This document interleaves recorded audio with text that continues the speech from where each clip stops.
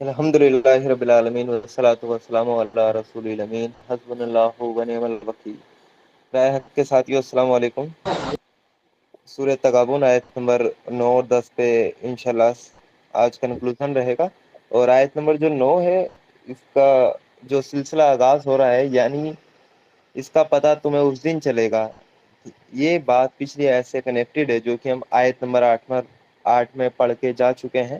آیت نمبر 8 میں ہم نے پڑھا تھا، تو ایمان لاؤ اللہ پر، اس کے رسول پر، اور اس روشنی پر جو ہم نے نازل کی ہے، جو کچھ تم کرتے ہو اللہ اس سے باخبر ہے۔ یعنی اللہ تعالیٰ نے ایمان لانے کی دعوت دی تھی، اور ایمان وہ کن چیزوں پہ لانا تھا؟ اللہ تعالیٰ پر، رسولوں پر، اور پھر اس روشنی پر۔ اس روشنی سے مراد کیا تھی؟ یہ قرآن کریم، یہ قرآن مجید، اس قرآن پر ایمان لانا ہے۔ اور پھر اللہ تعالیٰ نے کہا تھا جو کچھ تم کرتے ہو اللہ اس سے باخبر ہے۔ یعنی اگر تم ایمان نہیں لاتے پھر بھی آپ جو بغاوت کا راستہ ہے وہ اختیار کرتے ہو، اللہ تعالیٰ کے باغی بنے رہنا چاہتے ہو، اللہ تعالیٰ کے نافرمان بنے رہنا چاہتے ہو، تو پھر جو کچھ تم بھی دنیا میں جو کچھ تم بھی کر رہے ہو اللہ تعالیٰ اس سے باخبر ہے۔ اللہ تعالیٰ کو آپ کی ہر ایک بات کا علم ہے۔ تو یہ آیت نمبر 8 میں ہم نے پڑھا تھا کہ اللہ تعالیٰ کو آپ کی ہر بات کا علم ہے۔ پھر آیت نمبر 9 سے بات کا آغاز کچھ یوں ہوتا ہے، جب اکٹھا ہونے کے دن، یعنی جب ایک دن آئے گا جب سب انسانوں کو اکٹھا کیا جائے گا، جو کہ آدم علیہ السلام سے لے کے اور جو آخری انسان ہوگا دنیا میں، سب کو ایک دن اکٹھا کیا جائے گا، ایک ساتھ اکٹھا کیا جائے گا، اور وہ دن ہوگا قیامت کا دن۔ میدان حشر وہاں سجے گا، اسی دنیا میں اللہ تعالیٰ میدان حشر کا میدان وہ سجائے گا، اور اس پر ہر انسان کا ایک ایک چیز کا حساب لے گا۔ تو اسی چیز کو اللہ تعالیٰ نے کہا اس کا پتہ تمہیں اس دن چل جائے گا۔ اس دن وہ کس دن چلے گا؟ جو میدان محشر کا دن ہوگا، جو لوگوں کے حساب کتاب کا دن ہوگا، جب اکٹھا ہونے کے دن وہ تم سب کو اکٹھا کرے گا۔ یعنی آدم علیہ السلام سے لے کے قیامت تک جو بھی انسان آنے والے ہیں، ایک ایک انسان کو اللہ تعالیٰ زندہ کر کے اس کو اس کی قبروں سے نکال کر اس کی باڈی کو دوبارہ سے آرگنائز کر کر اس کو پورا جیسا وہ دنیا میں تھا ایسا ہی بنا کر اس کو اپنے سامنے کھڑا کر دے گا اس دن۔ اور یہی بات کو اللہ تعالیٰ نے قرآن میں صرف یہاں نہیں کہا سورہ تغابن، اس کے علاوہ بھی اور سورہ میں بھی اللہ تعالیٰ نے کہا ہے۔ سورہ ہود آیت نمبر 103 میں بھی اللہ تعالیٰ نے اسی بات کو کہا ہے، وہ ایک ایسا دن ہوگا جس میں سب انسان جمع ہوں گے۔ وہ آخرت کا میدان محشر کا وہ ایسا دن ہوگا جس میں سب انسان جمع ہوں گے، اور پھر جو کچھ بھی اس دن ہوگا سب کی آنکھوں کے سامنے ہوگا۔ یعنی اس دن جو ہونے والا ہے، جو حساب کتاب ہونے والا ہے، وہ سب کی آنکھوں کے سامنے رہے گا۔ وہ سب دیکھیں گے اللہ تعالیٰ اس دن کیسے ایک ایک مظلوم کو اس دن انصاف دلائے گا، جس کا حق مارا گیا ہوگا اس کو حق دلائے گا۔ تو وہ سب لوگ سب کی آنکھوں کے سامنے وہ چیز ہوگی۔ اسی چیز کو سورہ واقعہ ہے آیت نمبر 49 اور 50 میں بھی اللہ تعالیٰ نے کہا ہے، ان سے کہو کہ تمام پہلے گزرے ہوئے اور بعد میں آنے والے لوگ یقیناً ایک مقرر دن کے وقت جمع کیے جانے والے ہیں۔ یعنی سب کے سب لوگ جتنے بھی روئے انسانی میں آئے ہیں، ایک ایک بچہ بھی اگر دنیا میں آیا ہے تو وہ سب ایک دن جمع ہونے والا ہے، وہ سب اکٹھے ہونے والے ہیں۔ وہ دن ہوگا جب قبروں سے نکل کر انسان جمع ہوگا اور اپنے رب کے حضور میں جا کر پیش ہوگا، اور وہاں اس کو حساب کتاب دے گا۔ حساب کتاب کس چیز کا دے گا؟ جو اعمال اس نے اس دنیا میں کیے ہیں، جو اعمال اس نے اس دنیا میں کیے ہیں، چاہے وہ نیک اعمال کیے ہیں تو اس کا اجر پائے گا اللہ تعالیٰ سے، اگر اس نے برے اعمال کیے ہیں تو اللہ تعالیٰ سے اس کی سزا بھی پائے گا۔ تو وہ دن ہوگا، وہ اکٹھا ہونے کا دن ہے۔ اللہ تعالیٰ جو کچھ ہم دنیا میں کر رہے ہیں ان سب سے باخبر ہے، ایک ایک بات کا علم ہے۔ تو وہ بات اللہ تعالیٰ ہمیں ابھی نہیں بتاتا، وہ بات اللہ تعالیٰ ہمیں تبھی بتائے گا۔ ہمارا نامہ اعمال ہمارے ہاتھ میں رکھ دیا جائے گا، انسان کہے گا اے اللہ یہ کیا کتاب ہے، اس میں سے چھوٹی سے چھوٹی بات اس میں ہماری درج ہے۔ آج اگر ہماری عمر 25 سال، 26، 27، 28، 30 سال ہے تو ہمیں پچھلی زندگی کا اپنا کچھ زیادہ یاد نہیں رہتا، ایک ایک چیز ایگزیکٹ یاد نہیں رہتی۔ آج سے 2 سال پہلے ہم نے کیا کھایا تھا ہمیں پتہ نہیں ہوتا، 2 سال پہلے ہم نے کیا گناہ کیا تھا ہمیں پتہ نہیں ہوتا، 2 سال پہلے، 1 سال پہلے میں نے کیا چھوٹی سی نیکی کی تھی آج کے دن مجھے پتہ نہیں، کیا میں نے گناہ کیا تھا مجھے پتہ نہیں، مجھے پتہ نہیں۔ لیکن جب میں اپنا نامہ اعمال پڑھوں گا تو اس میں سب درج ہوگا، میری چھوٹی سی چھوٹی نیکی بھی، میری چھوٹی سی چھوٹی برائی بھی اس کے اندر وہ درج ہوگی۔ یہ ہے اللہ تعالیٰ باخبر ایک ایک بات کا. انسان تو بھول جاتا ہے اپنے گناہ کر کے، لیکن اللہ تعالیٰ نہیں بھولتا. اللہ تعالیٰ کو علم ہے، اللہ تعالیٰ نے فرشتے مقرر کر رکھے ہیں اس کام کے لیے. اللہ تعالیٰ کو فرشتوں کی ضرورت نہیں تھی، اللہ تعالیٰ کو تو ڈائریکٹ علم ہے. فرشتے وہ اس لیے تاکہ وہ ہماری ایک چارج شیٹ، جیسے پولیس ہوتی ہے نا، پولیس میں اگر ہم کوئی ایف آئی آر کرتے ہیں تو وہ چارج شیٹ وہ تیار کرتی ہے، پھر اس کے بعد کیا ہوتا ہے، وہ چارج شیٹ کو عدالت میں پیش کیا جاتا ہے، وہاں مقدمہ ہوتا ہے اور جو مظلوم ہوتا ہے اس کو انصاف ملتا ہے. یہی تقاضا ہے. تو یہی جو اللہ تعالیٰ کی پولیس ہے، وہ فرشتے، وہ ہماری چارج جو سیٹ ہے نا اس کو تیار کر رہے ہیں. اس بندے نے کیا کیا ظلم کیا ہے، کیا کیا اچھے اعمال کیے ہیں، وہ سب تیار کر رہے ہیں. اور وہ نامہ اعمال کی شکل میں ہمارے سامنے لا کر رکھ دی جائے گی. وہ کس دن رکھی جائے گی؟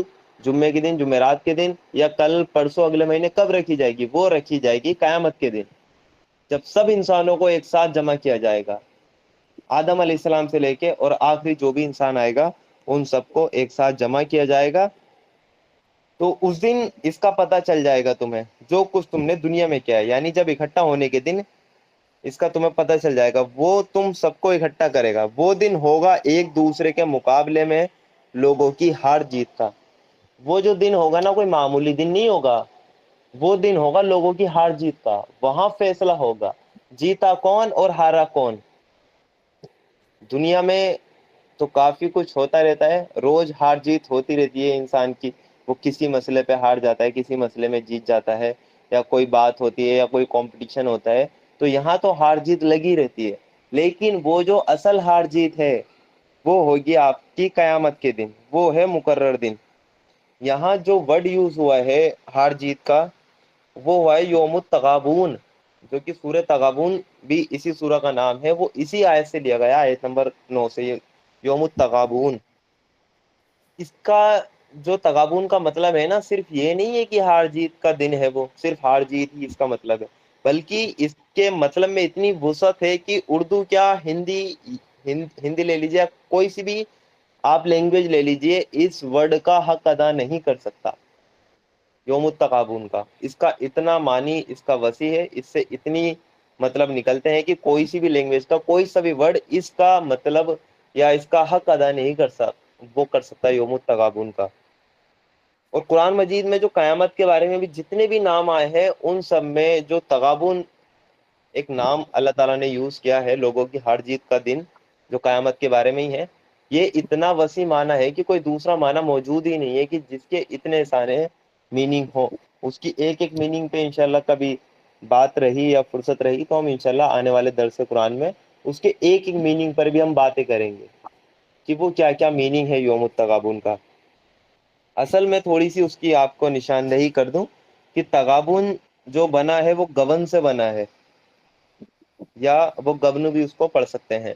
تو اس کا جو مطلب ہوتا ہے نا، وہ ہوتا ہے کہ آپ نے کسی کو خریدنے بیچنے میں دھوکہ دے دیا، وہ بھی تغابن کے مطلب میں شامل ہے. یا وہ کسی شخص کو کوئی گھاٹا ہو گیا تو وہ بھی تغابن کے مطلب میں وہ شامل ہے. یا کسی نے کسی سے حق وصول کرنے میں کوتاہی کر دی تو یہ بھی تغابن کے مطلب میں شامل ہے. تو کافی اس کا مطلب کی وسیع ہے قرآن میں. یہ صرف اس کا مطلب آپ یہ نہیں لیجیے گا کہ ہار جیت کا وہ دن ہے. ہار جیت کا تو وہ دن ہے، لیکن اس کا مطلب بھی کافی وسیع ہے، کافی ویاپک ہے، وسعت یہ اپنے آپ میں رکھتا ہے. اگر ہم آیت پر غور کریں تو ہم دیکھیں گے کہ اس آیت میں جو قیامت کے بارے میں فرمایا ہے اللہ تعالیٰ نے کہ وہ دن ہوگا تغابن کا، یعنی یہ الفاظ جو ہے نا اس آیت کے، وہ خود بخود یہ مطلب نکلتا ہے ان الفاظ سے کہ دنیا میں تو رات دن آپ جو تغابن ہے یعنی لوگوں کی ہار جیت ہے، لوگ ایک دوسرے سے دھوکا کھا رہے ہیں، لوگوں کو ایک دوسرے سے گھاٹا ہو رہا ہے، جو اس کے میننگ ہے یہ تو آپ رات دن اپنی آنکھوں سے دیکھتے رہتے ہیں. لیکن یہ اصلی اور حقیقی تغابن نہیں ہے، یہ لوگوں کا اصلی ہار جیت کا دن نہیں ہے، یہ لوگوں کا اصل دھوکہ خانہ نہیں ہے. اصلی جو تغابن ہوگا وہ قیامت کے دن ہوگا. وہاں جا کر ایک ایک انسان کو پتہ لگ جائے گا کہ اصل میں گھاٹا کس نے اٹھایا اور نفع میں کون رہا، فائدہ کس کو ملا، پروفٹ میں کون ہے اور لاس میں کون ہے. تو وہ آج پتہ نہیں لگے گا، وہ آپ کو پتہ لگے گا آخرت کے دن. اس دن پتہ لگ جائے گا کہ اصل میں وہ کس کا جو حصہ تھا وہ کسے مل گیا اور کون اپنے حصے سے محروم رہ گیا. یعنی جو جس کو ملنے والا تھا جیتنے کے بعد وہ کسی اور کو مل گیا، یا اور کون اپنے حصے سے محروم رہ گیا. اس پہ حدیثیں بھی آئیں گی انشاءاللہ آگے. اور تغابن کے جو میننگ ہے نا، اس میں یہ بھی ہے کہ جو وہ ہار جیت کا دن ہے لوگوں کے مقابلے میں، ایک دوسرے کے مقابلے میں لوگوں کی ہار جیت کا وہ دن ہے، تو وہاں جنت اور جہنم میں ہر انسان کی ایک جگہ مقرر ہے. ایک انسان ہے، اس کی اللہ تعالیٰ نے جنت میں بھی جگہ مقرر کی ہے کہ اگر یہ نیک اعمال کرے گا تو اس کی جنت میں یہ جگہ ہوگی، اگر یہ برے اعمال کرے گا، میری نافرمانی کرے گا، مجھ سے بغاوت کا رویہ اپنائے گا، تو اس کی جہنم میں یہ جگہ ہوگی. یعنی ہر انسان کی دو جگہ مقرر ہیں، ایک جنت میں اور ایک جہنم میں. اب اس دن پتہ لگے گا، وہ جو دن ہوگا ہار جیت کا، اس دن پتہ لگے گا کہ کون کون سی جگہ لے گیا، کس کو کس کی جگہ مل گئی. فور ایگزامپل، اس کا ایک ایگزامپل ایسے سمجھے کہ ایک سوسائٹی ہے یا دو سوسائٹی ہے، ایک سوسائٹی کا نام اے ہے اور ایک سوسائٹی کا نام بی ہے. تو وہاں بلڈر نے پہلی سے الاٹ کر لیے کہ یہاں پر کہ آپ کا یہ فلیٹ ہے اور بی سوسائٹی میں آپ کا یہ مطلب فلیٹ ہے. لیکن اس کے بعد کمپٹیشن رکھ دیا کہ اگر آپ یہ ایگزام پاس کرتے ہیں تو آپ کو اس سوسائٹی میں اے فلیٹ میں جگہ ملے گی، اے سوسائٹی میں، اور اگر آپ یہ اس کمپٹیشن میں فیل ہو جاتے ہیں تو آپ کو بی سوسائٹی کے فلیٹ میں جگہ ملے گی. تو اگر آپ فیل ہو جاتے ہیں تو آپ تو پہنچ گئے بی میں، لیکن جو آپ کا اے سوسائٹی میں بھی آپ کا جو فلیٹ تھا وہ فلیٹ کیا ہوا، وہ خالی رہا. تو وہ فلیٹ آپ کا وہ کسی اور کو دے دیا جائے گا. یعنی آپ کا حصہ تھا اس میں سوسائٹی میں بھی، لیکن اگر آپ اس میں نہیں پہنچے تو وہ آپ کا فلیٹ کسی اور کو بھی دے دیا جائے گا. سیم چیز یہی جنت اور جہنم پہ اپلائی ہوگی. ہر انسان کی جنت میں بھی جگہ مقرر ہے اور جہنم میں بھی جگہ مقرر ہے. جب انسان جنت میں چلا جائے گا تو اس کی جو جہنم کی جگہ ہے اس کا کیا ہوگا، اس کی جہنم کی جگہ کو کوئی اور لے جائے گا، دوسرا جہنمی، اس کو اس کے حصے کی جگہ ملے گی. اور جو جہنمی اپنا حصہ جنت میں چھوڑ کر آیا ہے، کیونکہ وہ تو جہنم میں آ گیا، لیکن اس کی اللہ تعالیٰ نے جنت میں بھی جگہ مقرر کی تھی، لیکن اس نے اللہ تعالیٰ سے کی نافرمانی کا، بغاوت کا رویہ اپنایا، اس وجہ سے وہ جہنم میں آ گیا. تو اس کا جو جنت میں فلیٹ تھا، جنت میں محل تھا، جنت میں اس کی جگہ تھی، وہ جگہ اس کی دوسرے جنتی کو الاٹ کر دی جائے گی. تو یہ ہے اصل جو ہار جیت کا دن ہے. یہاں جو تغابن کے مطلب میں ہے کہ دھوکہ کھا گیا، یعنی جو دنیا کی زندگی سے دھوکہ کھا گیا، اسی کو اصل اس نے سمجھ لیا یا اس کو گھاٹا ہو گیا. تو یہ جو گھاٹا ہے یہ آخرت کا گھاٹا ہے. وہاں اس کو جو گھاٹا ملے گا، اس کی جو جنت تھی وہ کوئی اور لے جائے گا، وہ ہوا نا گھاٹا اس کو اصل. یعنی دنیا میں تو تغابن چلتا ہی رہتا ہے، آئے دن ہمارے سامنے دیکھنے میں آتا ہے، لیکن اصل تغابن اس دن ہوگا، لوگوں کی ہار جیت کے، ایک دوسرے کے مقابلے میں لوگوں کی ہار جیت کا جو دن ہے، جو کمپٹیشن کا وہ جو دن ہے، جو ریزلٹ ڈکلیئر ہوگا اس دن ہمیں اس دن کی ہمیں پریپریشن کرنی ہے. اور اس بات کی تائید میں حدیثیں بھی ہیں، جو بات میں نے آپ کے سامنے رکھی ہے کہ اس بات کی تائید میں ایک حدیث بھی ہے، صحیح بخاری میں وہ حدیث ملتی ہے. وہ کتاب الرقاق ہے، جو چیپٹر ہے، جو باب ہے، اس میں ابو ہریرہ رضی اللہ عنہ سے روایت ہے کہ نبی کریم صلی اللہ علیہ وسلم نے فرمایا، جو شخص بھی جنت میں جائے گا اسے وہ جگہ دکھا دی جائے گی جو اسے جہنم میں ملتی اگر وہ برا کام کرتا، تاکہ وہ اور زیادہ شکر گزار ہو. اور جو شخص بھی جہنم میں جائے گا اسے وہ جگہ دکھا دی جائے گی جو اسے جنت میں ملتی اگر اس نے نیک کام کیا ہوتا، تاکہ اسے اور زیادہ پچھتاوا ہو. یعنی جب جنتی جنت میں چلے جائیں گے، جہنمی جہنم میں چلے جائیں گے، تو اللہ تعالیٰ جنتیوں کو بھی جہنم کی جگہ دکھائے گا کہ اگر تم فرما برداری کا راستہ اختیار نہ کر کے میرے مقابلے میں بغاوت کا رویہ اختیار کرتے، نافرمانی کا رویہ اختیار کرتے، میرے احکاموں کو آپ جھٹلاتے، میرے احکام پر آپ عمل نہیں کرتے، تو ابھی تو آپ کا ٹھکانہ جہنم میں یہ ہونا تھا. وہ ٹھکانہ ان کو جنتیوں کو دکھایا جائے گا کہ ابھی آپ نے اچھا سودا کیا ہے، آپ نے اللہ تعالیٰ کی فرمانبرداری کا طریقہ اپنایا ہے، تو آپ جنت میں ہیں. لیکن اگر آپ نے نہیں کی ہوتی اللہ تعالیٰ کی فرمانبرداری، اللہ تعالیٰ کے بتائے ہوئے طریقے پہ اگر آپ نہیں چلے ہوتے، تو آپ کا جہنم میں یہ آپ کی وہ جگہ ہوتی تو وہ جگہ اللہ تعالیٰ ان کو دکھائے گا، جس سے کیا ہوگا، وہ جنتی اللہ تعالیٰ کے اور زیادہ شکر گزار ہو جائیں گے کہ اللہ تعالیٰ نے ہم پہ کیا انعام کیا ہے۔ چلو میں جاؤں۔ تو وہ جنتی اللہ تعالیٰ کے اور زیادہ شکر گزار ہو جائیں گے۔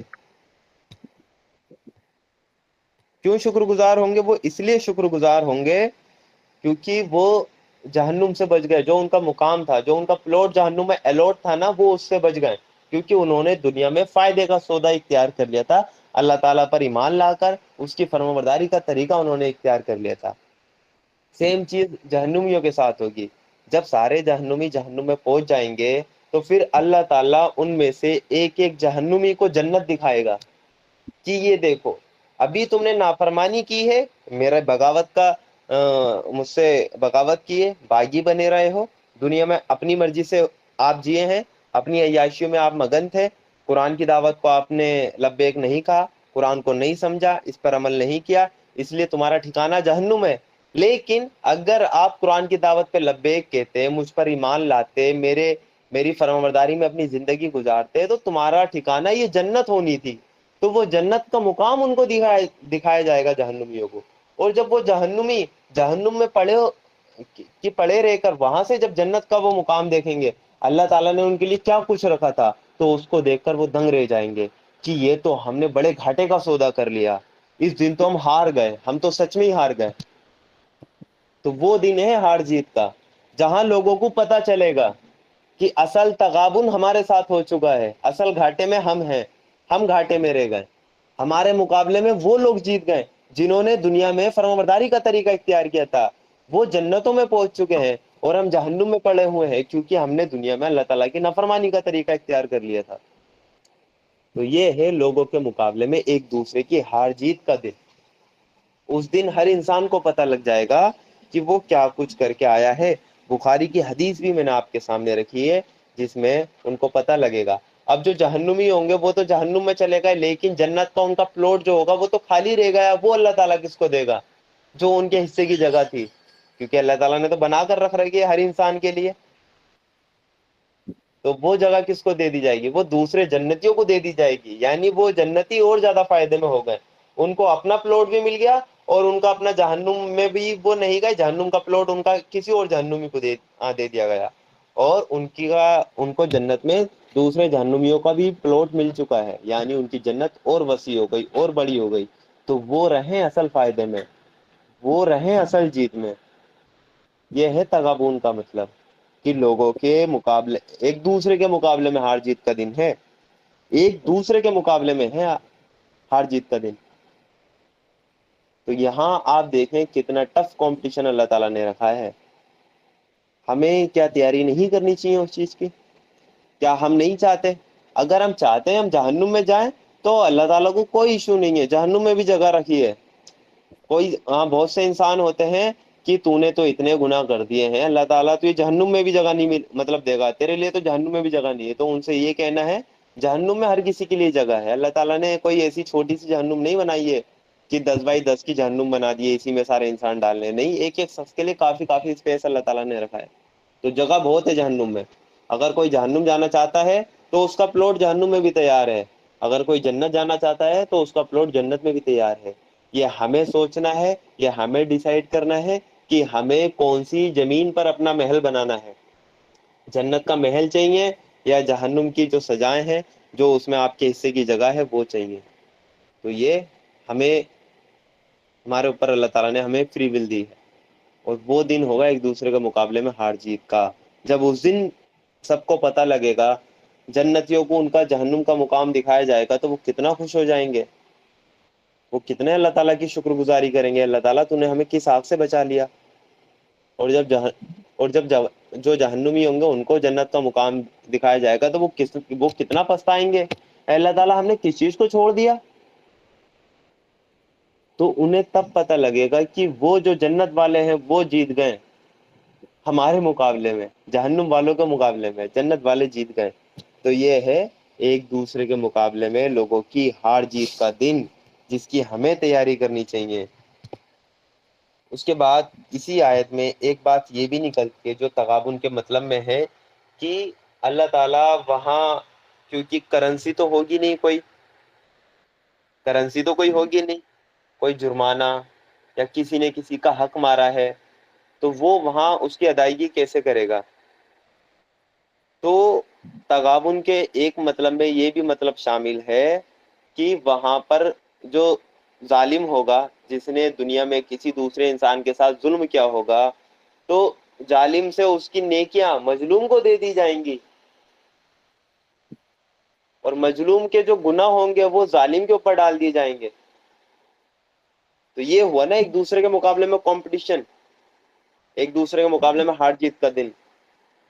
جو دنیا میں ظلم کرتے ہیں ان کو پتہ نہیں ہے ایک دن آنا ہے، قیامت کا دن آنا ہے، وہاں پر کیا ہوگا، مظلوم کی جو گناہ ہوں گے وہ تو ظالم کے اوپر ڈال دیے جائیں گے، اور ظالم کی جو کچھ نہ کچھ نیکیاں تو ہوں گی پوری زندگی میں جو بھی اس نے کی ہوں گی، وہی اس کو دے دی جائیں گی مظلوم کو۔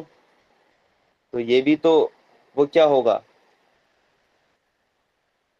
ہار جیت کا دن ہے نا اس دن، کیونکہ قیامت کے دن کوئی دھن دولت تو کام نہیں آئے گی، یا کوئی کام آئے گی، کوئی پیسہ، کوئی روپیہ، کوئی جرمانہ، کیا اس دن کچھ کام آئے گا؟ نہیں، وہاں تو نیکیاں ٹرانسفر ہوں گی۔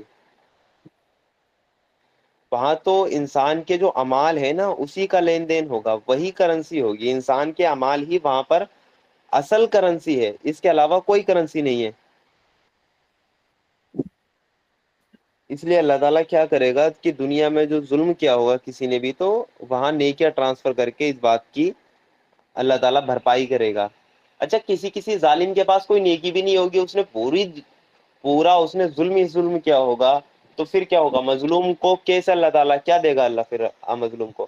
تو مظلوم کے کچھ گناہ تو ہوں گے نا، اللہ تعالیٰ اس کے سارے گناہ اس ظالم کے اوپر ڈال دے گا، تو مظلوم کیا ہوا؟ اس پہ کوئی گناہ نہیں ہے، اور اس کی نیکیاں بھی ہوں گی کچھ نہ کچھ، تو وہ تو ڈائریکٹ جنت میں چلا گیا۔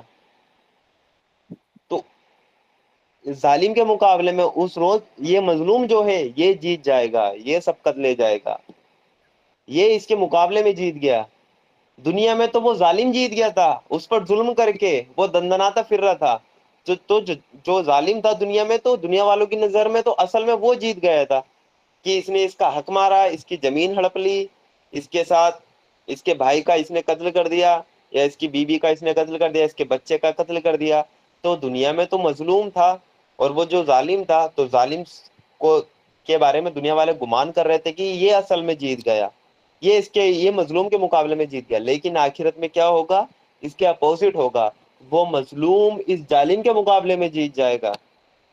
تو یہ ہے تغابن، لوگوں کے ایک دوسرے کے مقابلے میں ہار جیت کا دن یہ ہوگا۔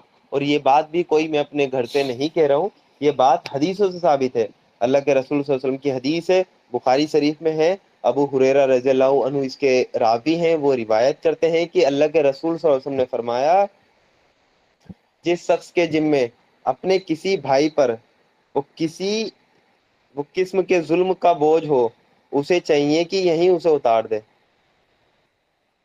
کیونکہ آخرت میں دینار اور درہم تو ہوں گے ہی نہیں، یعنی جو کرنسی ہے وہ نہیں ہوگی، وہاں اس کی نیکیوں میں سے وہ کچھ لے کر مظلوم کو دلوائی جائیں گی، اور اس کے پاس نیکیاں کافی نہ ہو تو مظلوم کے کچھ گناہ اس پر ڈال دیے جائیں گے۔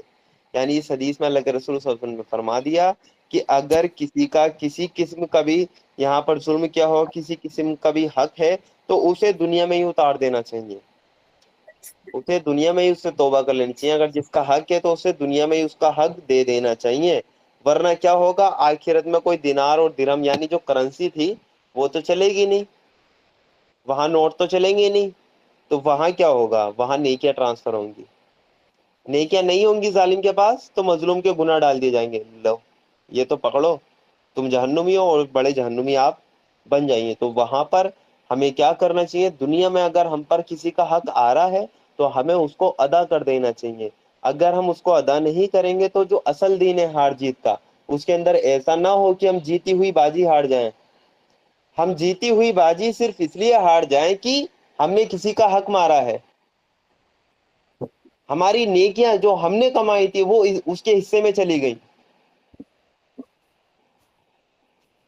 تو ایسا نہ ہونے پائے اس دن، ایسا نہ ہو کہ یہاں آپ تہجد گزار ہیں، آپ روزے رکھتے ہیں، آپ نمازیں بھی پڑھتے ہیں، آپ اللہ تعالیٰ کے دین کی سربلندی کے لیے کام بھی کرتے ہیں، آپ قرآن کی دعوت کو عام بھی کرتے ہیں، لیکن اگر آپ نے کسی کی حق تلفی کی ہے تو کیا ہوگا؟ کیا ہوگا اس دن؟ آپ کی نیکیاں کوئی اور لوٹ لے جائے گا، جو مظلوم ہوگا، جس کا حق مارا ہوگا، وہ لوٹ کے لے جائے گا آپ کی نیکیاں، اور آپ کی نیکیاں اگر چلی گئی تو ایسا نہ ہو کہ اس دن آپ گھاٹے میں پڑ جائیں، اس دن آپ جنت میں جاتے جاتے جہنم کا ایندھن نہ بن جائیں۔ تو یہ ہے تغابن، اصل لوگوں کے ایک دوسرے کے مقابلے میں ہار جیت کا دن۔ تو وہاں کی ہمیں فکر کرنی چاہیے کہ وہ دن آخر ہے کیا۔ مسند احمد میں بھی ایک حدیث ہمیں ملتی ہے جس میں اللہ کے رسول صلی اللہ علیہ وسلم نے فرمایا کہ کوئی جنتی جنت میں اور کوئی جہنمی جہنم میں اس وقت تک نہ جا سکے گا جب تک کہ اس ظلم کا بدلہ نہ چکا دیا جائے جو اس نے کسی پر کیا ہوگا۔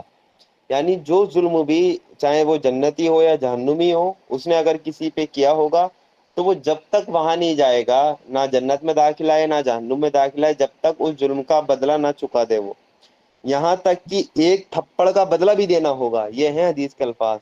اگر آپ نے کسی کو ایک تھپڑ بھی مارا ہے نا، اس کا بھی آپ کو بدلہ دینا پڑے گا وہاں پر، اور بدلے میں کیا جائیں گی؟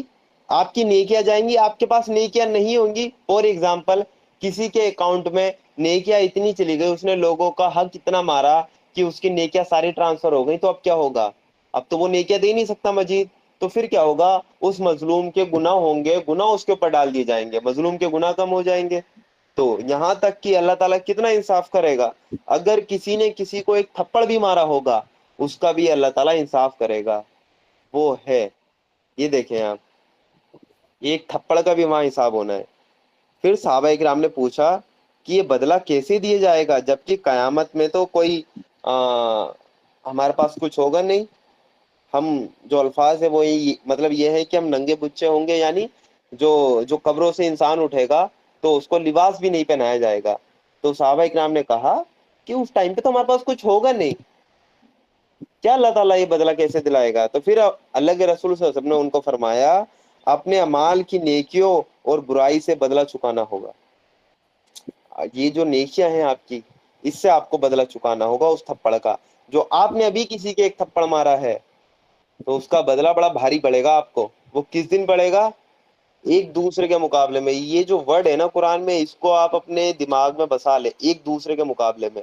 ابھی جو آپ کا بھائی ہے، ابھی جو آپ کی بہن ہے، وہی آپ کے مقابلے میں آ جائے گی اس دن، اور وہ یہ کوشش کرے گی، وہ یہ کوشش کرے گا کہ میں اپنی بہن سے جیت جاؤں، میں اپنے بھائی سے جیت جاؤں، کیونکہ اس کو پتا ہوگا یہ دن کیا ہے۔ ایک دوسرے کے مقابلے میں جو ہار جیت کا دن ہے، یہ کوئی معمولی دن نہیں ہے۔ مسلم شریف میں بھی ایک حدیث ملتی ہے، اور مسند احمد میں بھی یہ حدیث ہے کہ جس کے جو راوی ہیں وہ ابو ہریرہ رضی اللہ عنہ اس کے راوی ہیں، کہ نبی کریم صلی اللہ علیہ وسلم نے ایک بار اپنی مجلس میں لوگوں سے پوچھا، صحابہ کرام سے پوچھا، جانتے ہو مفلس کون ہوتا ہے؟ مفلس مطلب غریب، کہ غریب کون ہوتا ہے، یعنی مفلس کون ہوتا ہے؟ اللہ کے رسول صلی اللہ علیہ وسلم نے صحابہ کرام سے پوچھا، تو لوگوں نے کہا کہ ہم میں سے مفلس وہ ہوتا ہے جس کے پاس دھن دولت کچھ نہ ہو۔ صحابہ کرام نے کہا ہم تو مفلس اس کو سمجھتے ہیں جس کے پاس دھن دولت نہ ہو، جس کے پاس کوئی مال نہ ہو، ہم اسی کو غریب سمجھتے ہیں۔ لیکن اللہ کے رسول صلی اللہ علیہ وسلم نے فرمایا میری امت میں مفلس وہ ہوگا، غریب وہ ہوگا جو قیامت کے دن نماز اور روزہ اور زکوٰۃ ادا کر کے حاضر ہوا ہو۔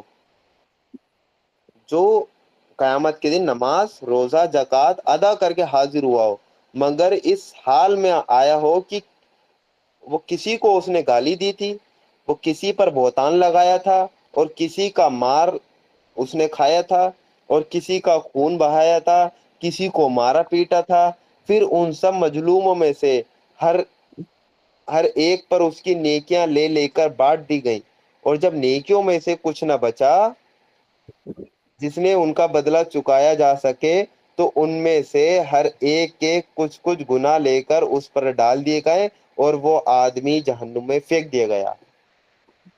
دیکھیں اللہ کے رسول صلی اللہ علیہ وسلم نے کتنی پیاری حدیث ہمیں بتائی۔ مسلم شریف میں یہ حدیث موجود ہے، مسند احمد میں یہ حدیث موجود ہے کہ اللہ کے رسول صلی اللہ علیہ وسلم نے وہ کوشچن کے روپ میں صحابہ اکرام سے پوچھا۔ اللہ کے رسول صلی اللہ علیہ وسلم کا ایک پیٹرن تھا کہ تعلیم دینے کا، کہ جس سے بات انسان کے دماغ میں بھی بیٹھے، وہ تھا کوشچن کی وہ شکل میں اللہ کے رسول صلی اللہ علیہ وسلم ان سے پوچھا کرتے تھے صحابہ اکرام سے. اللہ کے رسول صلی اللہ علیہ وسلم کو بتانا تھا کہ مفلس کون ہے، پھر بھی صحابہ اکرام کو اچھا سمجھ میں آیا، اس لیے اللہ کے رسول نے خود پوچھا کہ آپ مفلس کس کو سمجھتے ہیں. صحابہ اکرام نے کہا جس کے پاس دھن دولت نہیں ہے، پیسہ نہیں ہے، وہی مفلس ہے، وہی غریب ہے. اور غریب کون ہوگا؟ تو پھر اللہ کے رسول صلی اللہ علیہ وسلم نے فرمایا میری امت کا مفلس وہ ہوگا جو اللہ تعالیٰ کے حضور میں جب پیش ہوگا تو نمازیں لے کر جائے گا، روزے لے کر جائے گا، زکوٰۃ بھی وہ دیتا ہوگا، اس کے ساتھ ساتھ یہ تو فرض چیزیں ہیں، یعنی وہ قرآن کی دعوت بھی دیتا ہوگا، اسلام کا داعی بھی ہوگا، عالم بھی ہوگا، نیکی کے کام کرنے والا بھی ہوگا، بہت تقوی والا بھی وہ ہو سکتا ہے. لیکن نیکیوں کے تو انبار ہوں گے اس کے پاس. دوسری حدیث میں ہے کہ وہ پہاڑوں کی برابر نیکیاں لے کر آئے گا، نیکیوں کے انبار، نیکیوں کے ڈھیر لے کر آئے گا قیامت کے دن اللہ تعالیٰ کے پاس. اس کے پاس اتنی نیکیاں ہوں گی کہ اس کا جنت میں داخلہ آسان ہے بالکل اس کی نیکیوں کے بیس پہ. لیکن ہوگا کیا؟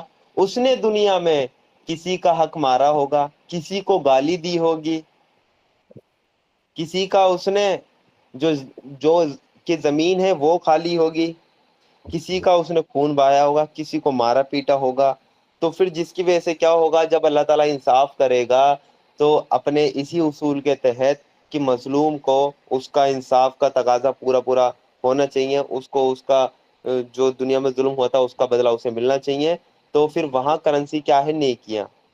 تو اللہ تعالیٰ اس کی نیکیاں جو ہے نا لوگوں کو بانٹنا اسٹارٹ کرے گا جن جن کو اس نے حق مارے ہوں گے.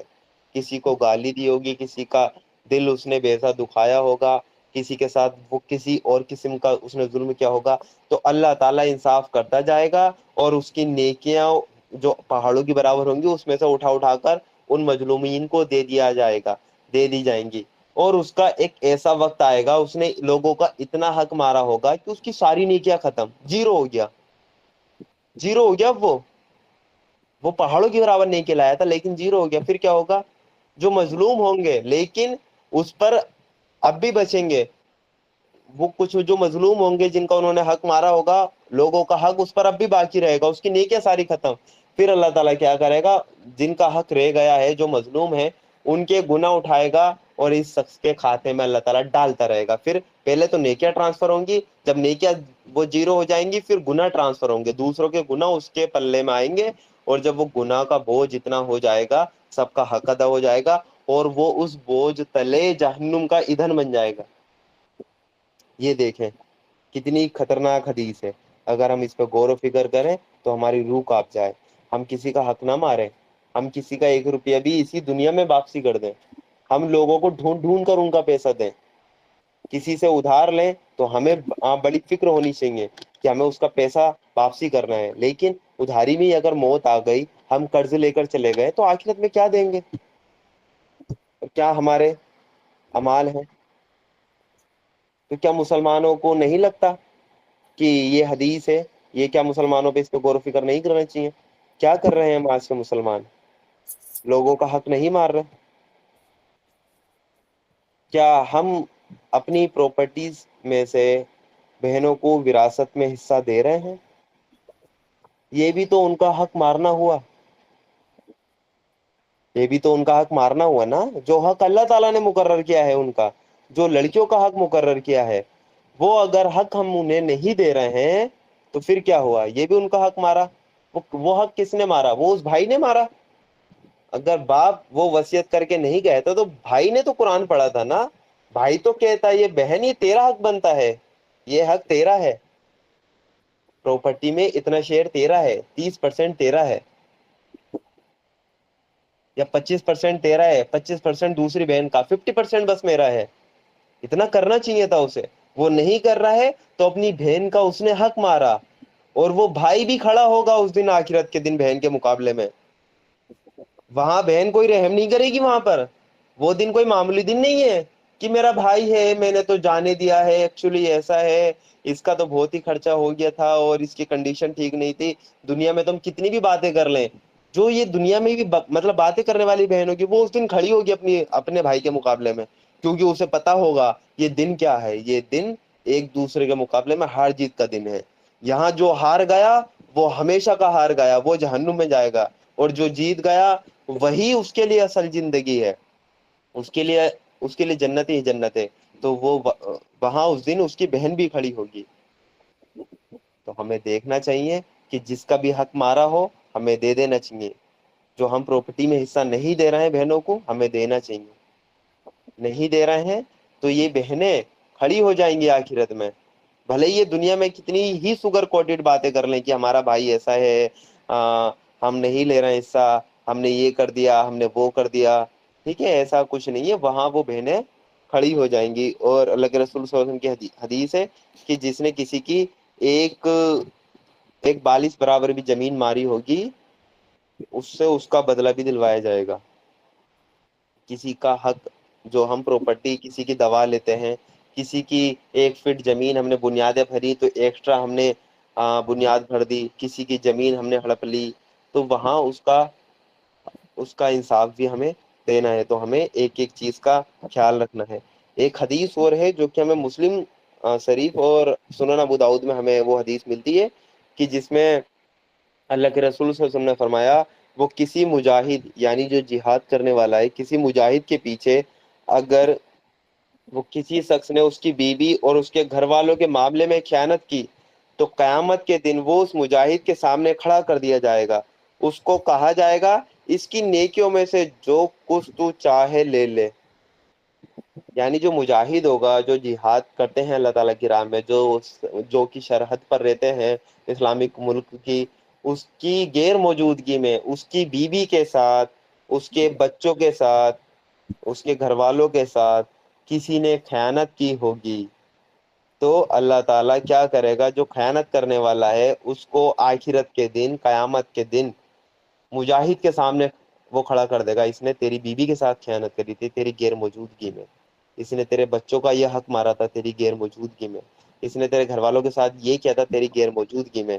پھر کیا ہوگا اس دن جب اس کے سامنے کھڑا کر دیا جائے گا اور اس کو کہا جائے گا، کس کو؟ مجاہد کو، جو جہاد کرنے والا ہے، اس کو کہا جائے گا اس کی نیکیوں میں سے جو کچھ تو چاہے لے لے۔ یعنی اس کی نیکیوں میں سے اس کو آفر دے دیا جائے گا مجاہد کو، اس نے خیانت کری تھی تیرے پیٹ پیچھے، تو پھر کیا کرے گا اللہ تعالیٰ؟ اس کو آفر دے گا اس کی نیکیوں میں سے جو تیرا دل کرے جتنی چاہے اتنی لے لے، یہ آفر رہے گا اس مجاہد کے پاس۔ تو پھر اللہ کے رسول صلی اللہ علیہ وسلم نے صحابہ کرام کی طرف وہ مڑے اور فرمایا، اللہ کے رسول نے کہا پھر تمہارا کیا خیال ہے، یعنی صحابہ کرام سے پوچھا تمہارا کیا خیال ہے، یعنی کیا تم اندازہ کر سکتے ہو کہ اس کے پاس وہ کیا چھوڑ دے گا؟ یعنی اللہ کے رسول نے کہا تمہارا کیا خیال ہے، وہ جو مجاہد ہوگا جب اللہ تعالیٰ اس کو یہ آفر دے گا کہ جتنی نیکیاں چاہے لے لے، تو تمہارا کیا خیال ہے وہ مجاہد کچھ نیکیاں چھوڑ دے گا؟ وہ تو زیرو کر دے گا اس کا اکاؤنٹ، کرے گا یا نہیں کرے گا؟ تو یہ ہے اصل بات۔ تو وہاں کیا ہوگا، یہ جو مجاہد ہوگا وہ اس خیانت کرنے کے مقابلے میں جیت جائے گا، یہ ہے ایک دوسرے کے مقابلے میں ہار جیت کا دن، جو تغابن ہے۔ تو یہ تغابن ہمیں اس سے بچنا ہے، یہ بڑا ہی خطرناک ہے کہ ایک دوسرے کے مقابلے میں ہار جیت کا یہ دن ہے۔ اور تغابن کا جو مطلب ہے نا وہ تجارت کا بھی لیا ہے، زیادہ تر مقابلے میں یہ جو تغابن ہے وہ تجارت سے بھی اس میں مراد ہے کہ مومن کیا کرتا ہے کہ دنیا میں اللہ تعالیٰ کی نافرمانی کا راستہ اللہ تعالیٰ کی نافرمانی کا راستہ چھوڑ کر فرمانبرداری اپناتا ہے، اور اپنا سب کچھ جو اس کی جان ہے، اس کا مال ہے، وہ اپنی محنتیں، اپنی صلاحیتیں، سب کچھ خدا کی راہ میں لگاتا ہے مومن، تو وہ کیا ہوگا، تو وہ انویسٹ کر رہا ہے آخرت میں، یعنی ایک بزنس ہے یہ تغابن، دنیا میں وہ انویسٹ کر رہا ہے اور آخرت میں اس کا پھل جو پائے گا۔ اور حق کا انکاری کیا کرتا ہے، دنیا میں اللہ تعالیٰ کی نافرمانی کا راستہ اختیار کرتا ہے، جس کی وجہ سے کیا ہوگا، اس کو آخرت میں گھاٹا ہوگا۔ یعنی یہ ایک بزنس کی طرح ہے، اگر آپ دنیا میں اللہ تعالیٰ کی فرمانبرداری کر رہے ہیں تو آخرت میں آپ کو اس بزنس کا بڑا اجر ملے گا، اس کا منافع آپ کو آخرت میں ملے گا۔ اور اگر آپ دنیا میں اللہ تعالیٰ کی نافرمانی کا طریقہ آپ نے اختیار کیا ہے تو آخرت میں آپ کو بڑا اس کا نقصان ہوگا۔ تو یہ تغابن کا جو مطلب تھا یہ تھا، اور اس میں اور مطلب بھی نکلتے ہیں لوگوں کے مقابلے میں ہار جیت کا جو دن ہے یہ کوئی معمولی دن نہیں ہے. اس کو آپ یہ نہ سمجھے کہ اللہ تعالیٰ نے بس یوں ہی کہہ دیا ہے. ٹھیک ہے، یہ کوئی ایسا دن نہیں ہے. ٹھیک ہے، یہ لوگوں کے ایک دوسرے کے مقابلے میں ہے. ہم ایک دوسرے سے کمپٹیشن کریں گے اس دن. تو کیا ہمیں آج کمپٹیشن نہیں کرنا چاہیے؟ نیکیوں میں ایک دوسرے سے آگے بڑھنے کی کوشش نہیں کرنی چاہیے؟ کیا سبقت نہیں لے جانی چاہیے کہ میں یہ نیکی کروں گا؟ تو پھر اس کے بعد اللہ تعالیٰ نے آیت نمبر 9 میں جو کہ سلائڈس پہ آیت نمبر 10 ہے، لیکن آیت نمبر 9 میں اللہ تعالیٰ نے فرمایا ہے کہ جو اللہ پر ایمان لایا اور نیک عمل کرتا ہے، جو اللہ تعالیٰ پر ایمان لایا اور نیک عمل کرتا ہے. اور یہاں اللہ تعالیٰ پر ایمان لانے سے مراد وہی ہے کہ وہ اللہ تعالیٰ کو ویسا ہی مانتا ہے جیسا کہ اللہ تعالیٰ نے جو اس کی ذات ہے، جو صفات ہیں، ویسا ہی مان لانا ہے. اور نیک عمل بھی وہی نیک عمل، یہ مطلب یہاں مراد ہے وہ جس کو اللہ تعالیٰ نیک عمل کا ہے. ایسا نہیں ہے کہ وہ خود سے ہی اپنے بنائے ہوئے ساختہ نیک عمل کرتا ہے. تو اللہ تعالیٰ کیا کرے گا پھر؟ اللہ اس کے گناہ جھاڑ دے گا. اللہ اس کے گناہ جھاڑ دے گا، جو بھی اس کے گناہ ہوں گے اس کے اللہ تعالیٰ گناہ سارے جھاڑ دے گا. اور اسے ایسی جنتوں میں داخل کرے گا جن کے نیچے نہریں بہتی ہوں گی. یہ لوگ ہمیشہ ہمیشہ ان میں رہیں گے. یہی بڑی کامیابی ہے. یعنی اللہ تعالیٰ نے بتا دیا کہ اصل کیا ہے. اصل کامیابی وہ ہے کہ جس میں وہ ہمیشہ ہمیشہ رہے گا جنت میں. یہ ہے اصل کامیابی. اللہ تعالیٰ کیا کرے گا؟ جو اللہ تعالیٰ پر ایمان لائیں گے اور نیک اعمال کریں گے، ایمان کے ساتھ ساتھ نیک اعمال بھی ضروری ہیں، ان کے اللہ تعالیٰ گناہ بھی جھاڑ دے گا. جو ان کے گناہ ہوں گے وہ بھی جھاڑ دے گا، اور ان کو جنت میں اللہ تعالیٰ داخل کر دے گا، اور جس میں وہ ہمیشہ ہمیشہ رہیں گے، جس میں نہریں بہتی ہوں گی. جو چاہیں گے وہ وہاں کریں گے، اور یہ لوگ ہمیشہ ان میں رہیں گے. یعنی پھر انہیں کوئی وہاں سے نکالنے والا نہیں ہے. ہمیشہ وہ وہاں رہیں گے. اللہ تعالیٰ ان سے راضی ہو جائے گا، پھر اللہ تعالیٰ ان سے کبھی ناراض نہیں ہوگا. یہ اپنا امتحان پاس کر کے چلے جائیں گے. اللہ تعالیٰ پھر ان کو بلندی عطا کرتا رہے گا. اللہ تعالیٰ کی سلطنت میں ان کا ایک مقام ہو جائے گا. اللہ تعالیٰ ہو سکتا ہے انہیں پھر آگے کے بھی بتائے کہ اللہ تعالیٰ ان کے اختیار میں بھی کچھ چیزیں دے. کیونکہ جنت میں تو اللہ تعالیٰ اختیار دے دے گا. جو تم مطلب کہ جو کچھ تمہیں چاہیے تم بس حکم کرو، حاضر کر دیا جائے گا. تو یہ اختیار ہوگا جو انہیں دے گا. اور ہمیشہ ہمیشہ اللہ تعالیٰ اس میں ان جنتوں میں انہیں رکھے گا. اور یہی ہے بڑی کامیابی. اس سے بڑی کامیابی کوئی نہیں ہے. یہ ہے سکسیسفل لوگ، یہ ہیں جو جیتے ہوئے لوگ تھے. اس کے بعد آیت نمبر 10 میں اللہ تعالیٰ نے فرمایا، اور جن لوگوں نے کفر کیا اور ہماری آیتوں کو جھٹلایا وہ دوزخ کے باشندے ہوں گے، جس میں وہ ہمیشہ رہیں گے، اور بدترین ٹھکانہ یہی ہے. یعنی یہاں پہ جو الفاظ ہیں، جن لوگوں نے کفر کیا ہے، تو یہاں کفر سے مراد یہی ہے کہ جنہوں نے اللہ تعالیٰ کی آیتوں کو جھٹلایا ہے. اللہ تعالیٰ کے حکم کو ماننے سے انہوں نے انکار کر دیا ہے. تو یہی ان کا کفر ہے، جس کے نتیجے میں کیا ہوگا؟ وہ دوزخ میں جائیں گے. یعنی وہ دوزخ کے باشندے ہوں گے اور ہمیشہ اس میں رہیں گے، اور وہ بدترین ٹھکانہ ہے. یہ دیکھیں کہ جو لوگوں کے ایک دوسرے کے مقابلے میں ہار جیت کا دن ہے. ہمیں خود یہ کوشش کرنی چاہیے کہ ہمیں کون سے والے لوگوں میں شامل رہنا ہے. جنت والے لوگوں میں شامل رہیں، یا جو جہنم والے لوگ ہیں اس میں ہم شامل رہیں. جو ایک دوسرے کے مقابلے میں کمپٹیشن ہے وہ ہم وہاں کریں گے. ایک دوسرے کی نیکیوں کے اوپر ہم ایک وہ لپکیں گے کہ اس کی نیکیاں مجھے مل جائیں، اس نے میرے ساتھ یہ کیا تھا، اس کی نیکیاں مجھے مل جائیں. ٹھیک ہے، اپنے گناہ ہم چاہیں گے کہ کوئی اور لے جائے تاکہ ہمارا راستہ کلیئر ہو، ہم اس کمپٹیشن میں پاس ہو جائیں. اور پھر جو اللہ پر ایمان لایا ہوگا اور نیک اعمال اس نے کیے ہوں گے، اللہ تعالیٰ اس کو ہمیشہ کی جنتوں میں داخل کر دے گا. اور اللہ تعالیٰ نے کہا ہے کہ یہ ہے بڑی کامیابی. لیکن جن لوگوں نے کفر کا رویہ اختیار کیا ہوگا، اللہ تعالیٰ کی آیتوں کو انہوں نے جھٹلایا ہوگا، وہ دوزخ کے باشندے ہوں گے. یعنی دوزخ کے رہنے والے ہوں گے، جس میں وہ ہمیشہ رہیں گے. وہ ان کا ہمیشہ کا ٹھکانہ ہے، اور وہ بدترین ٹھکانہ ہے. کوئی معمولی ٹھکانہ نہیں، بڑا بدترین ہے. جس کا اللہ تعالیٰ نے فرمایا ہے جس کے نیچے بھی آگ ہے، اس کا بچھونا بھی آگ ہے، اس کا اوڑھنا بھی آگ ہے، اس کی غذا بھی آگ ہے. وہ آگ میں ٹھوسا جائے گا، جنجیریں باندھ کر اس کو آگ میں ڈال دیا جائے گا. کوئی معمولی چیز نہیں ہے. تو ہمیں اللہ تعالیٰ سے دعا کرنی چاہیے کہ اللہ تعالیٰ ہمیں اس جو ہار جیت کا دن ہے، جو وہ اصل تغابن ہے، یوم التغابن، اللہ تعالی ہمیں اس میں سرخرو کرے، اس روز ہمیں اللہ تعالی جتائے، ہمیں جیتنے والوں میں شامل رکھے، جو لوگوں کے مقابلے میں اللہ تعالی ہمیں رسوا نہ کرے، ہمیں ہرائے نہیں، اور اگر ہم نے کسی کا حق مارا ہو تو ہم اس کو دنیا میں ہی دے دیں، چاہے وہ چھوٹے سے چھوٹا حق ہو، آخرت میں وہ حق ہمارا پھر نیکیوں کے روپ میں جائے گا۔ ہم نے کسی کی امانت میں خیانت کی ہو تو یہ ہمیں سوچنا چاہیے، ہم نے کسی کو دھوکا دیا ہو تو ہمیں سوچنا چاہیے، چاہے وہ بہنوں کا وراثت کا حق ہو، یا کسی کا بھائی کا جو پراپرٹی کا ڈسپیوٹ ہو وہ ہو، یا کیسا بھی حق ہو، کسی کو گالی دی ہو، کسی کو تھپڑ مارا ہو، حدیث میں الفاظ ہیں اگر تھپڑ بھی مارا ہو تو اس کی بھی نیکیاں ٹرانسفر ہوں گی۔ جو بنا بات کے جو یوتھ لڑائی کرتے ہیں اور کسی کی بھی لڑائی میں چلے جاتے ہیں، بھائی دوست نے بلایا ہے، دوست نے بلایا ہے تو جانا ہے، میٹر کا پتہ نہیں ہے، بس جاتے ہی ہاتھ چھوڑ دینا ہے، تو پھر کیا ہوگا؟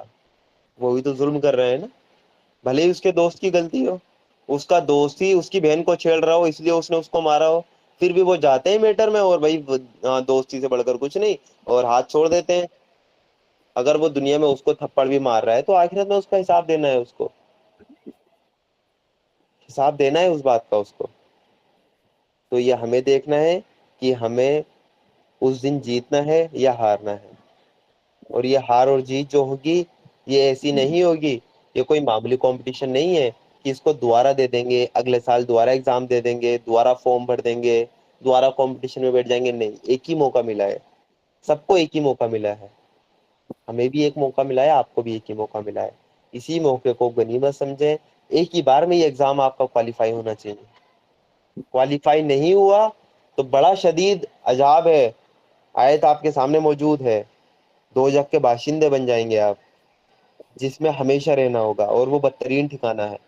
تو ہمیں دیکھنا ہے کہ بہترین ٹھکانہ ہے جنت اور بدترین ٹھکانہ ہے جہنم۔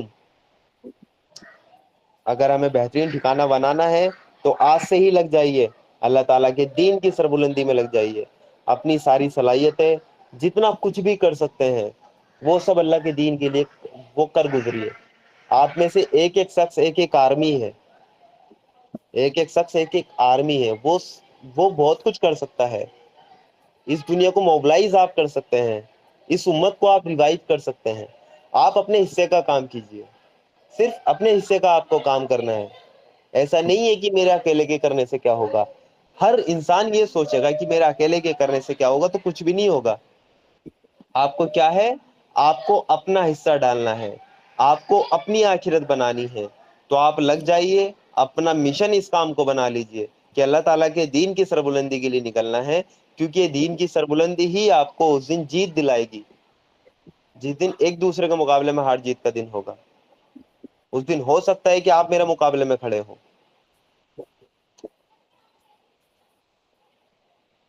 تو یہ دن کافی بڑا ہے، کافی خطرناک دن ہے، بس یہ ہے کہ ہم خالی اپنے کمرے میں ہم 2 منٹ کا وہ کریں، جو شور گل ہو رہا ہے سب کو بند کر کے اطمینان سے سوچیں کہ میں اصل کرنا کیا چاہتا ہوں، مجھے آخرت پہ ایمان ہے، مجھے یقین ہے، جو قرآن کی جو بات کہہ رہا ہے یہ بالکل حق ہے، تو مجھے اس دن کی تیاری میں لگ جانا چاہیے، سب کام چھوڑ کر اپنے، پہلی میری پرائیورٹی یہ ہے، میرا مشن یہ ہے، یہ سوچیں، جب دل ٹھک جائے تو پھر آپ آگے بڑھیں، کیونکہ دل میں شک لے کر آپ کوئی بھی کام نہیں کر سکتے، آپ کے دل میں شک ہے آخرت ہوگی یا نہیں ہوگی، بیکار ہے، اس سے اچھا اس چیز کا انکار کر کے آپ اپنی دنیا بنا لیں اچھے سے، ایسا نہ ہو کہ آپ دنیا بھی نہ بنائیں اور آخرت میں بھی نقصان اٹھانا پڑے، تو سب کچھ ہمیں اپنا اللہ تعالیٰ کی راہ میں لگانا ہے، اپنی صلاحیتیں، اپنی جو قوتیں ہیں اللہ تعالیٰ نے، جو اللہ تعالیٰ نے ہمیں جتنی بھی طاقت دی ہے وہ سب اللہ تعالیٰ کے دین کے لیے ہمیں لگانی ہے۔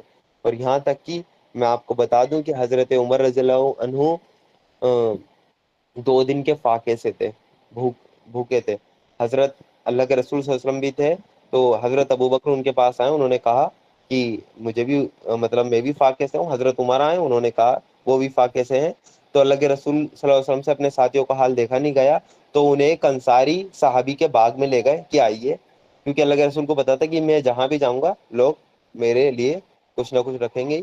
تو اس انصاری صحابی نے اپنے باغ کی تازہ تازہ کھجوریں ان کے سامنے رکھی، اور حضرت عمر نے ایک کھجور اٹھائی اور اپنے منہ کے قریب ہی لے کر گئے تھے، اللہ کے رسول صلی اللہ علیہ وسلم نے ان کا ہاتھ پکڑ لیا اور کہا، اے عمر، ان نعمتوں کے بارے میں پوچھ گچھ ہوگی، جو اس جو ایک کھجور کھا کر تیرے اندر توانائی آئے گی، جو طاقت آئے گی، اس طاقت کو تو کیسے استعمال کرے گا، اس کے بارے میں پوچھ گچھ ہوگی۔ تو 2 دن کے فاقے میں ایک کھجور مل رہی ہے، اور اس کے بارے میں بھی پوچھ گچھ ہونی ہے کہ اس کھجور سے جو طاقت آئی ہے وہ تو نے کہاں لگائی ہے۔ تو جو ڈیلی ہم 3 ٹائم بھر پیٹ کھانا کھا رہے ہیں، اور وہ کھانے کے بیچ میں بھی ہم دنیا بھر کے آئٹمس ہم آرڈر کر رہے ہیں، ہم آن لائن ہمارے آرڈر آ رہے ہیں، کہ ہم جگہ جگہ جا کر کھا رہے ہیں، اتنا کچھ کھا کر ہمارے اندر جو طاقت آ رہی ہے، اس طاقت کو ہم کہاں لگا رہے ہیں؟ کیا ان نعمتوں کے بارے میں پوچھ گچھ نہیں ہونی ہے؟ تو ٹھنڈے دل سے سوچے، اطمینان سے سوچے کہ کرنا کیا ہے۔ جب دل ٹھک جائے تبھی آپ آگے بڑھیے، تبھی آپ اس کام کو پروپر طریقے سے کر سکتے ہیں۔ اگر آپ کا دل نہیں ٹھک رہا، دل میں شک ہے، تو پیچھے ہٹ جائیے۔ کوئی اللہ تعالیٰ نے کوئی زور زبردستی نہیں رکھی ہے۔ اللہ تعالیٰ اپنے دین کا کام جس سے چاہے وہ لے لے، اور جو کچھ بھی کرتا ہے اپنے لیے کرتا ہے۔ اللہ تعالیٰ بے نیاز ہے، اللہ تعالیٰ کو کسی کی عبادت کی کوئی ضرورت نہیں ہے، اس کی سلطنت میں کسی کی عبادت کوئی اضافہ نہیں کر دے گی، ٹھیک ہے؟ اللہ تعالیٰ تو اپنے آپ میں پاک ہے، بے نیاز ہے۔ اللہ تعالیٰ ہمیں کہنے سننے سے زیادہ عمل کرنے کی توفیق عطا کرے۔ جزاک اللہ خیر۔